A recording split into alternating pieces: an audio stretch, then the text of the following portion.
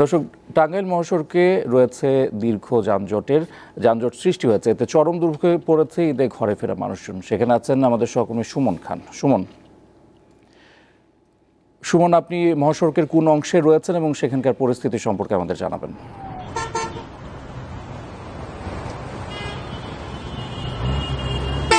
জি ইফতেখার, ধন্যবাদ। আমি এই মুহূর্তে রয়েছি ঢাকা টাঙ্গাইল বঙ্গবন্ধু মহাসড়কের আশিকপুর বাইপাসে।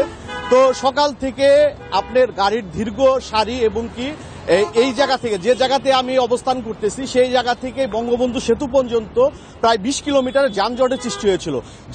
যানজটের মূল কারণ হচ্ছে টোল আদায়। এই টোল আদায়কে কেন্দ্র করেই টোল আদায় বন্ধ ছিল প্রায় 20 থেকে 25 মিনিট এবং 12 থেকে 15টি গাড়ি বিকল হয়ে যায়। এই বিকল হওয়ার কারণেই মূলত যানজটের সৃষ্টি হয়। তো প্রশাসনের পাশাপাশি র্যাব প্রশাসনও কাজ করছে, মাঠে ভ্রাম্যমাণ আদালতও কাজ করছে, আর ফিটনেসবিহীন গাড়িও চেক করছে। যানজটের মূল বেশ কিছু কারণ হচ্ছে ড্রাইভারদের অদক্ষতা, তাদের এই যে ওভার স্পিড এবং কি তাড়াহুড়ো করে যাওয়ার কারণে মূলত এই যানজটের সৃষ্টি হয়েছে। আপনাকে আরেকটি তথ্য আমি জানিয়ে রাখি যে গত 24 ঘন্টায় বঙ্গবন্ধু সেতুর টোল আদায় হয়েছে প্রায় 3.5 কোটি থেকে 4 কোটি টাকা। গাড়ি পারাপার হয়েছে 45 থেকে 50,000-এর মতো। তো হাইওয়েতে যেন যানজট সৃষ্টি আর না হয় সেক্ষেত্রে প্রশাসন মাঠে ব্যাপক কাজ করছে। এই আপনি এলাঙ্গার এই পাশের অংশ থেকে বঙ্গবন্ধু সেতু পর্যন্ত যে চিত্রটি আমি ঘুরে দেখেছি, গাড়ির প্রচুর চাপ রয়েছে, কিন্তু এখন কোনো যানজট নেই।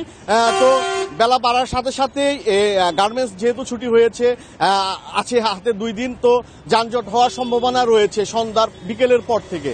তো ইফতেখার, আপনাকে আরেকটি তথ্য জানিয়ে রাখি, পুলিশ সুপারের সাথে আমি কথা বলেছি।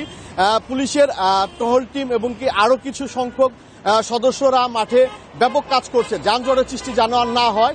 4 লেনের এলাঙ্গার পর থেকে যে 2 লেন, সেই 2 লেনের কারণে যানজটটি এবং কি টোল আদায় বারবার বন্ধ হয়ে গেছে এবং কি গাড়ি বিকল হয়েছে, এই হচ্ছে মূল কারণ। তো ইফতেখার, এই ছিল টাঙ্গাইল থেকে আমার কাছে মহাসড়ক থেকে সর্বশেষ তথ্য। ইফতেখার। দর্শক, মহাসড়কের খবর জানাতে টাঙ্গাইল অংশ থেকে যুক্ত ছিলেন সহকর্মী সুমন খান।